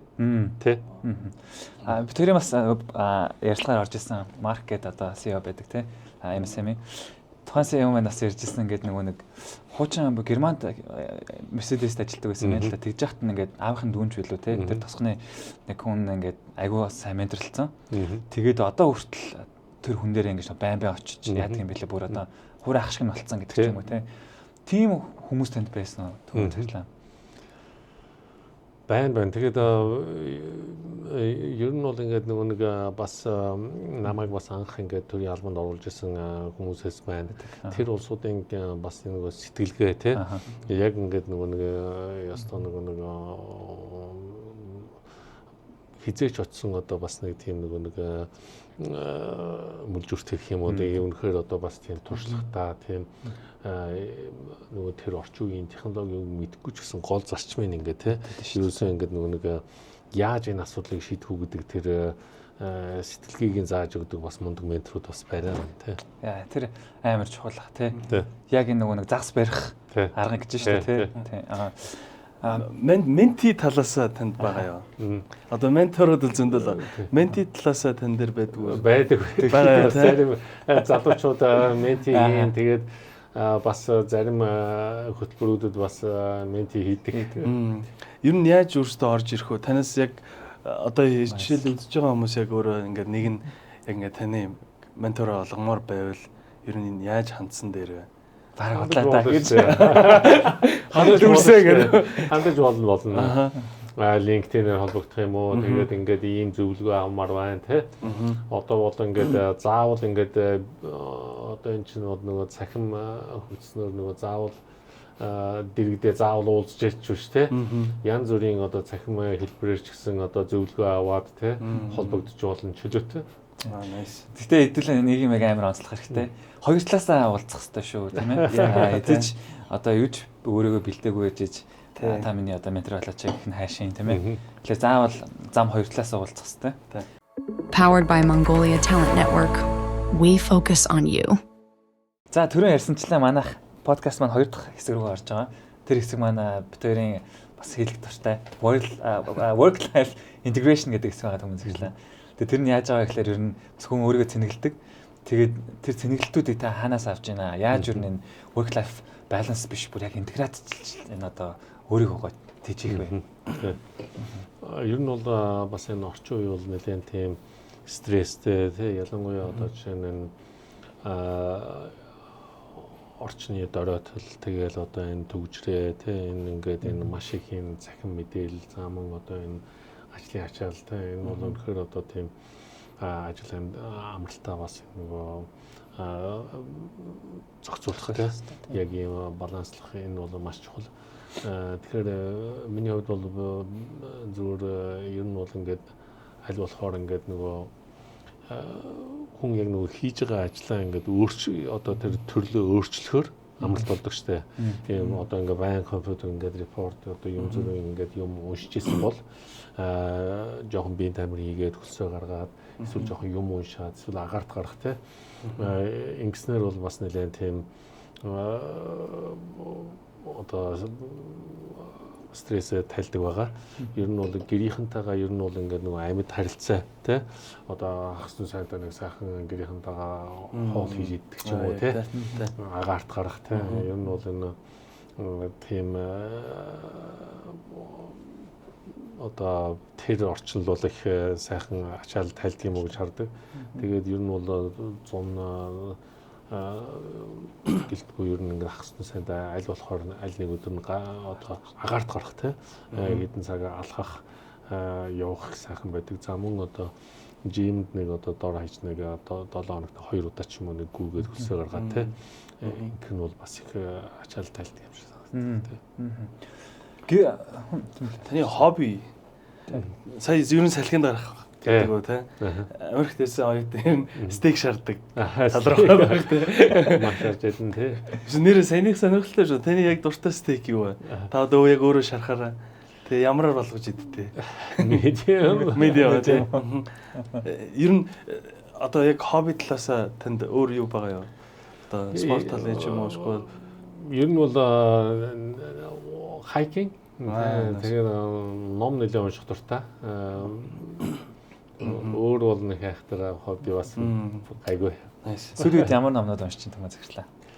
Сүүлийн үед би нэг юуны тухай номнууд нэлээд уншиж байна. Худалдааны тухай. Мөн одоо энэ санхүүгийн түүхтэй холбоотой нэлээд номнуудыг уншиж байна. Ялангуяа одоо жишээ нь ингээд энэ 1600-аад оноос ингээд хойш харах юм бол нөгөө ялангуяа энэ том худалдаа яаж үүсчихсэн те одоо нөгөө Dutch East India Company те British East India Company тэгээд нөгөө цайны худалдаа нөгөө spice те халуун ногооны худалдаа яаж явжсэн. За тэгээд сүүлд нь Нидерландад анх нөгөө санхүүгийн зах зээл яаж үүсчихсэн. За мөн одоо банкны үйлчилгээ анх яаж үүсчихсэн гэдэг энэ тэр худалдаа санхүүгийн банкны түүх бол маш их сонирхолтой санагдаад сүүлийн үед тийм номууд л уншсан. Сая тэр нэг Ceylon Tea ярьжсэн асаачтай биш үү? Тэ. Түмэн талаас сая илээ гэр бүлтэйгээ ингээм хамтаа байх цагаа өнгөрөх айгуу гоё аль жалтай стресстэй айлдаг тий. Тэгээ гоё татмасдаг бонд гэдэг. Тэр хүний нөгөө natural юм чинь тий. Тэгээд одоо түрүүн бид хоёроос асууж ирсэн хүүхдүүдтэйгээ хэрэг ойрхон харилцаатай байдаг вэ? Одоо карьер одоо ийм мэдээж тэр замуудаар л явах гэж байгаа залуучууд тий. Тэрэнд нь ер нь та хэрэг тусалдаг бай, ойр байдаг бай. Хүүхдүүдтэй. Ер нь бол нөгөө гэр бүлийн чиг өөрийн хувьд бол аав ээж хоёрын одоо зөвлөгөөл маш чухал шүү дээ. Тэгэхээр ер нь бол нөгөө ээж хүн бол одоо мэдээж нөгөө хүүхдүүдээ бол илүү ойрхон тий. Ингээд нөгөө илүү ойрхон одоо зөвлөж тий яадаг байгаа. Тэгээд миний хувьд бол бас нэлээд тийм унших номч байдаг юм уу тий. Бас яг ингээд ерөнхий нөгөө ингээд мэдлэгийн чиглүүлэх тий. Сүүлийн үед одоо жишээ нь ийм юмыг одоо унших хэрэгтэй гэдэг ч юм уу. Тэрэнд бол маш их анхаардаг. Ялангуяа ингээ багаас нэхлүүлээд одоо бас тийм шинэ номнуудыг авч өгч байт юм уу те. Тэгээд тэр номон дуртай болгох за мөн одоо агаарт авч гарах те. Яг ингэснээр бол бас тэр хүүхдийн хүмүүжүүлд бас анхаарах тийм. За нөгөөдөөр бас ингээд нэг яг энэ мэрэгжлээ сонгоход нь бас за чамайг төгсөд ирэхэд бол ийм чиглэлүүд бол нэлээд тийм чухал байх нэ гэдэг ч юм уу те зөвлөгөөнүүдийг өгдөг байгаа те прогноз авчиж шүү дээ амар даваад те мэдээж залуучууд ч гэсэн амар их одоо карьерийн ингээл хэцүү шүү дээ те ямар юугаар сурах уу яах уу их үү ямар болчих юм бол тэгэл тийм карьерийн ерөн төлөвлөлтөн дээр та бас залуучуудаа зөвлөгөө өгвөл тийм ер нь бол карьерийн төлөвлөхөд бол залуучууд бол өөрсдийгөө ер нь бол энэ асар хурдтай яг одоо цахимын хурдтал явж байгаа нийгэм биш үү те. Тэгэхээр залуучууд бол одоо жишээ нь Монголд ажиллаж амьдарч байгаа залуучууд байлаа гэхэд 10 жилийн дараа яах вэ те. 10 жилийн дараа одоо жишээ нь өнөөдөр Монгол улсын одоо хөгжил ямар шатанд байна те. Хот байгуулалт нь ямар шатанд байна, уул уурхай ямар шатанд байна, хөдөө аж ахуйн санхүүгийн салбар ямар шатанд байна, цахим хөгжил ямар шатанд байна. За тэгэхээр нөгөө 10 жилийн дараа яг юу болох нь вэ те? Нөгөө хиймэл оюун ухаан нөлөөлөх нь те. За тэгэхээр 10 жилийн дараа одоо жишээ нь ямар би нөхцөл байдал яаж өөрчлөгдөх вэ те? Нөгөө тэгүр би ямар одоо ур чадвартай байх хэрэгтэй бэ? 10 жилийн дараа би карьерийн хувьд, санхүүгийн хувьд, гэр бүлийн хувьд яг хаана очсон байх юм бэ те? Тэгээд 10 жил арай хоол байж магадгүй. Тийм бол 5 жилийн дараа яг хаана хүрсэн байх хэрэгтэй вэ те? Тэгэхээр энэ маань ингээд нөгөө 10 жилийн дараа яг ямар төвшөнд хүрэх вэ гэдэг ингээд яхаар хүнд бол за миний яг өнөөдөр байгаа мэрэгжлийн ур чадвар те туршлага, давуу сул талаа ингээд бодоод үзэхээр хэдэн сонголт байх вэ? Тэ 10 сонголт бол байхгүй. Тэ хүнд бол тийм ээ. Тэгэхээр тэр чинь нэг за 2 юм уу 3 сонголт л байгаа. Тэ. Тий за тэрэндээ би одоо жишээ нь ийм төвшөнд одоо 10 жилийн дараа хүрэхийн тулд за 5 жилийн дараа би ийм skills хүрсэн байх хэрэгтэй байна тэ. Санхүүгийн хувьд бол одоо жишээ нь ийм төвшөнд хүрэх хэрэгтэй байх хэрэгтэй байна гэх юм уу. Ингээд таагад явхаар юм айгүй тодорхой бол. Тэгэнгүүт 5 жилийн дараа би ийм төвшөнд хүрэхийн тулд өнөөдөр би ийм ур чадварыг сайжруулах хэрэгтэй байна те. Өөрийгөө ийм төвшөнд авч явах хэрэгтэй байж гэх юм уу те. Тэгэхээр юм чинь ингээд нэлээд тийм тодорхой фокусд те болоод ирдэг юм уу гэж харагдаж байгаа. Тийм л зүйл байна те. Одоо та сая ярьжсэн нөгөө хүүхдүүдэд зөвлөгөө өгөхдөө одоо аль чиглэлээр илүү сураад ирвэл хэрэгтэй байж болох вэ гэдэг. Тэрэн дээр сая жишээлбэл явж байгаа их сургууль явж байгаа хүүхдтэй юм уу одоо ер нь явж байгаа хүнд ер нь нэг 4 жилийн дараа ирэхэд ер нь байж ах мэрэгжил их одоо илүү шаардлагатай болсон мэрэгжлүүд ер нь юу ах бол таны хувьд? Би бол бас ингээд самбуудаа хэлсэн боловч бас тэрийг сайн хүлээж аваагүй. Гэтэ бол миний яг түрүүчийн бас хэлсэн ер нь бол энэ дэлхийн нийтийн одоо энэ чиг хандлагыг харахаар ер нь бол санхүү худалдаа бол маш хүчтэй байх юм байна. Ялангуяа бол одоо та бүхэн ингээд мэдж байна цахим худалдаа тий. За дээр нь энэ нэг цахим худалдаа дээр нь болохоор энэ тээвэр логистик тий. Дээр нь энэ тэгээ уйлдаа та санхүүгийн үйлчилгээ тий. Одоо ингээд нөгөө цахим мөнгө гарч байна тий. Wallet гэл тий. Тэгэл одоо ерөөсөө энэ чинь бол нөгөө хязгааргүй болж шүү дээ. Одоо ерөөсөө баг нөгөө тун удахгүй ингээд нөгөө нэг дэлгүүрт очиж бараа авах гэдэг юм маш зөөрчтэй бүхэл юм онлайн тий. Тэгэхээр энэ цахим худалдаа санхүүгийн үйлчилгээ бол маш чухал байх нь. За энэ нь бол мэдээж энэ цахим шилжилтийн хиймэл оюун ухаантай холбоотой. За дээр нь болохоор ингээд нөгөө нэг уур амьсгалын өөрчлөлт тий. Энэ уур амьсгалын өөрчлөлт чинь бол одоо бүхэн салбарын хамрах нь шүү дээ тий. Хөдөө аж ахуй эрчим хүч одоо юу гэдгийг хот байгуулалт тэгэл одоо хүний эрүүл мэнд. Тэгээд энэ чиглэлүүд бол бас нэлээд чухал байх нэ. Дээр нь бол мэдээж одоо энэ бүх чиглэлүүдийн одоо дандаа нөгөө мэдээлэл боловсруулах data science те big data гэдэг нь те.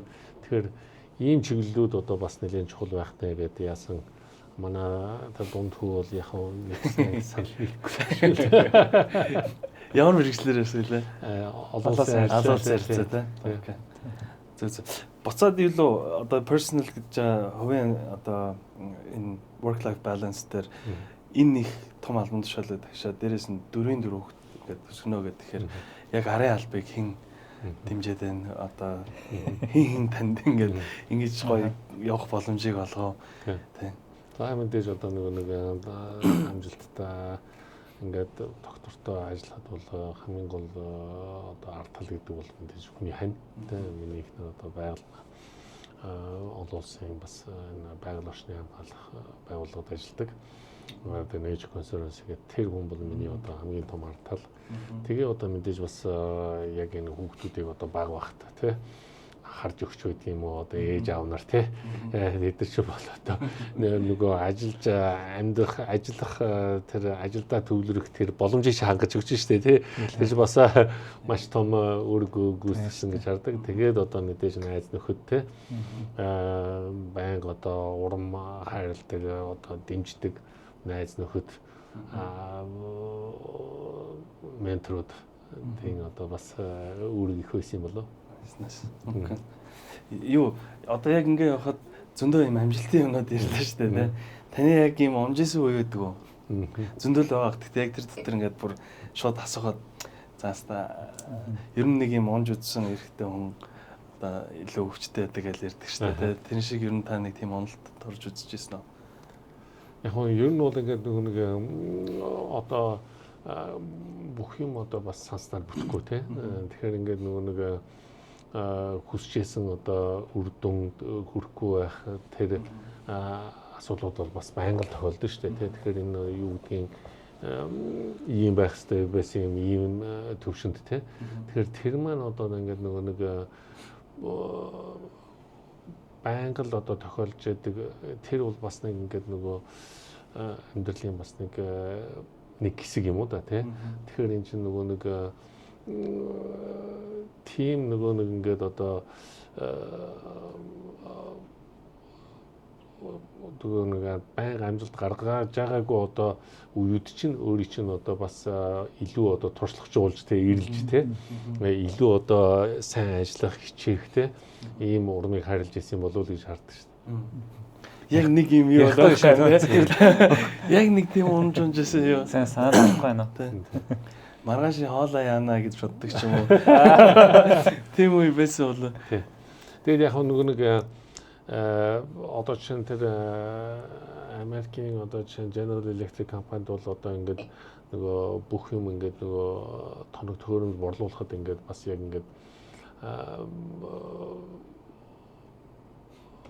гурван одоо ингээд салхины төсөл байлаа гэхэд нэгийг хийгээд нөгөө хоёр дээр нь одоо жишээ нь тендерт ороод авч чадахгүй байх чинь тий. Гэтэл тэр маань одоо жишээ шал өөр одоо жишээ нь Америкийн биш Дани компани авчих жишээ нь тий. Тэр бол бас ингээл одоо ялагдал шүү дээ тий. Тэгэхээр гэтэл тэр чинь ингээд нөгөө зөвхөн чамаас шалтгааллахгүй ингээд одоо тэр глобал компани одоо өөр офисууд байгаа багуудаас шалтгаалдаг ч юм уу тий. Иймэрхүү одоо жишээ нь тэрш бол яач ч одоо тий өөрөөс хамаарахгүй одоо нөхцөл байдлаас үүсэж байгаа тий үрдэн. Тэгэхээр тэрийг бол одоо ингээд бас л яг ингээд туулаалах тий амсаал гарч ийн л да. Тийм зөвхөн одоо нэг хосуудын харилцаа бат бөх байх нэг чухал шүү дээ тий. Одоо ажил таяасаа хэллээ хань яг ард байж байгаа учраас би ингээд яалаа гэд. Тэгээ тайрын харилцаа бас яаж гоё одоо харилцааг эрүүл байлгадаг юм бэ тий. Тэгээд залуу бас хосууд ч гэсэн ингээд аль аль нь ажиллаа хийх гээл ингээд явж байгаа үед ер нь ямар харилцааг эрхэмлэх хэрэгтэй юм бэ залуу гэр бүлүүд?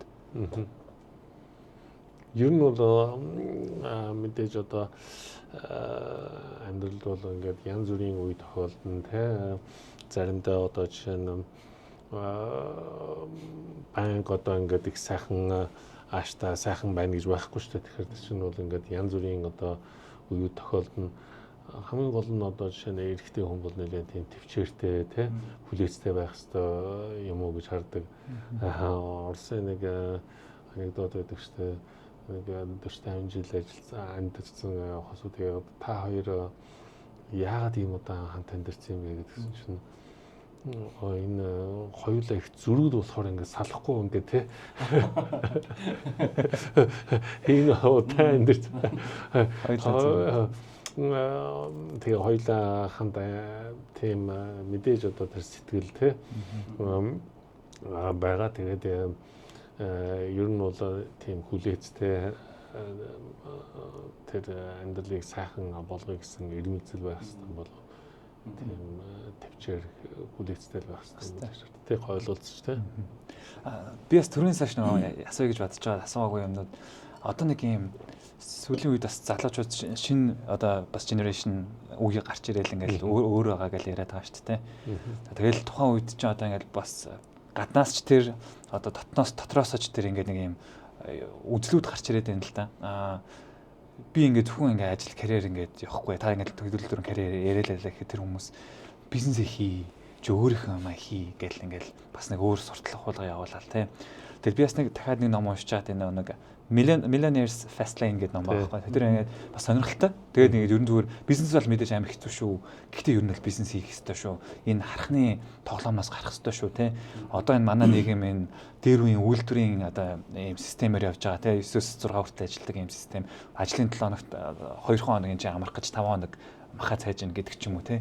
Ийм үзлүүд дээр та бас сүүлийн тэр уншиж байгаа номнууд дээр байна уу? Ресурсууд дээр ч юм байна уу? Ер нь та өвдөл бодлоо хэлвэл энэ дээр. Тэгэхээр ер нь бол ингээд нөгөө хүндрэлтэн бол ингээд нөгөө баян ингээд өөрчлөгдөд байгаа юм шиг боловч яг нөгөө нэг одоо жишээ нь 100 жилийн өмнө ч юм уу 1000 жилийн өмнө байсан асуудлууд яг хэврэл байгаа нөгөө тий амьдрал болдог. Манай эртний өмнөх 2000 жилийн өмнөх Грекийн хатан дээр тэгвчсэн байна. Бидний үе ийм байгаагүй маа гэвчсэн байна гэж байгаа байхгүй юу?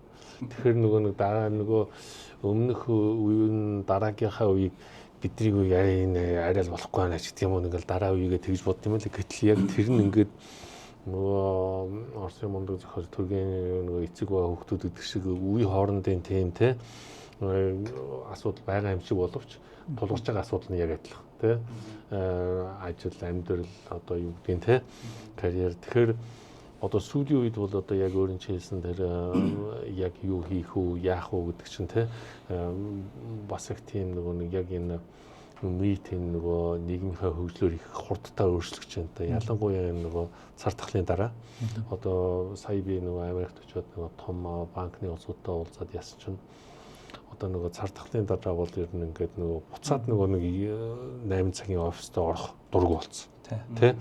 Тэгэхээр нөгөө нэг ингээд эсвэл би одоо нэг 50% одоо гэрээсээ ажиллана. Гүү бол би энэ ажлаач гарлаа. Тэ? Яа ер нь бол хүмүүс ингээд нөгөө нэг ремоут ажиллах, гэрээсээ ажиллах ч юм уу тэ? Эсвэл одоо тийм flexible тэ? уян хатан тийм одоо ажлын горныг одоо хүсдэг болсон байна. Тэгэхээр тэрэнд таарсан одоо тийм нөгөө хайбрид гэж ярьдаг шүү дээ. Тийм одоо work life тийм загварууд бий болох нь л дээ. Тэгэхээр энэ маань бол цааш ч гэсэн тийм болох нь. Тэгэхээр тэр маань бол нөгөөтэйгүр ингээд нэг маш их мэдээлэл байгаа болохоор хүн богинохоо хугацаанд маш хурдтай одоо сая түрүүн бүгдээ ярьж ChatGPT шиг нэг тайлан майлын одоо бүр хэд өдөр өчтөг байсан бол тэр чинь нэг хагас өдрийн дотор бичих ч юм уу те гэх мэтлэнгийн нөгөө бүтээмж нь айгүй хурдтай те тэгэхээр триггерээ шаардсан өшөө хурдтал орчин бий болох нь шүү дээ те улам бараг цахимын хурдаар те тэгэхээр тэр тийм хурдтай одоо ажил амьдралын орон зай бий болох нь л те Тагтай нөгөө нэг бизнес хийх дээр одоо тэр залуучууд ингээл бизнес хийхин зөв үү? Одоо эсвэл би ингээл карьераа өгөөд одоо 40 50 хүрж байгаад бизнес хийсэн зөв юм уу? Эсвэл бүр өмнөөс нь хийгээд бизнесийн эрх чөлөөнд хүрэх хэрэгтэй юм уу гэл те.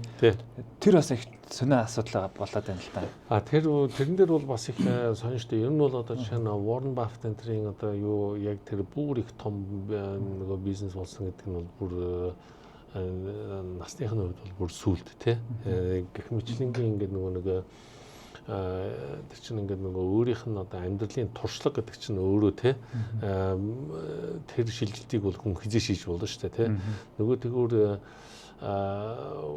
зарим одоо юу гэдгийг бизнес гэдэг бол одоо юу гэдгийг за чи нэг ийм юм зарж үзчихэд одоо бизнесмен болж гэдэг юм уу те гэтэл одоо жишээ нь яг нэг цэвэр одоо нэг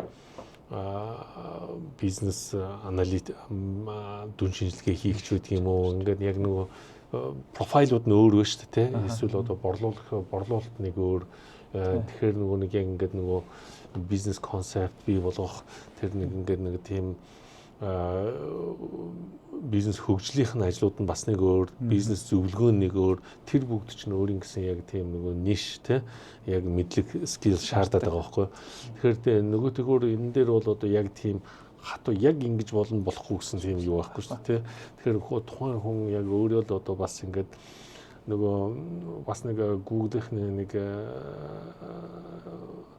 Google компани дөнгөж ингээ гарч ирээд маш их нөгөө адаж онж байсан байл та тийм.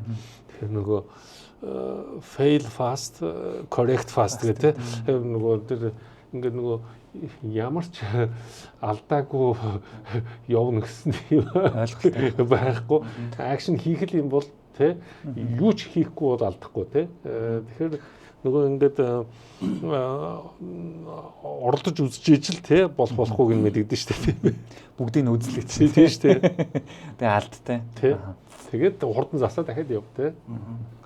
Юу манай подкастн дээр орсон ер нь бүх хүмүүсээс бидэд асууж эхлэв. Одоо та ингээд манай подкастнд ороод үзсэн хүний хувьд ер нь ингээд C-level юм уу ингээд амжилттай явж байгаа хүмүүсийг оруулж ирээд тэгээд залуу үед илүү туршлага болох талаас нь илүү подкаст хийгээд байдаг. Таны хувьд ингээд оролцоод үзсэн хүний хувьд дараагийн зочин хэн байвал та таны одоо ингээд мэддэг хүмүүс доторс таарах бол гэж бодож байна. Санал болгоол тийм санал болгоол.